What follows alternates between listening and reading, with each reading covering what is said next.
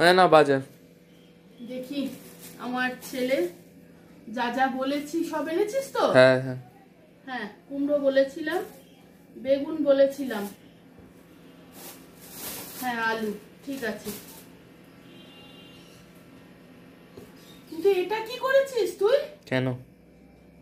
তোকে আমি বলে দিয়েছিলাম বাবু শাক আনবি, লাল শাক আনবি না।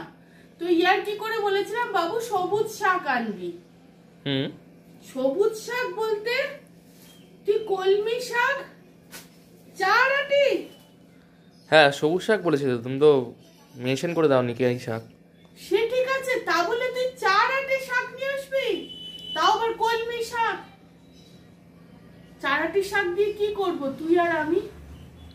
চার আটি শাক, হায় ভগবান হায় ভগবান। আর তোকে বাজার করতে হবে না, আর তোকে বাজার করতে হবে না। নমস্কার।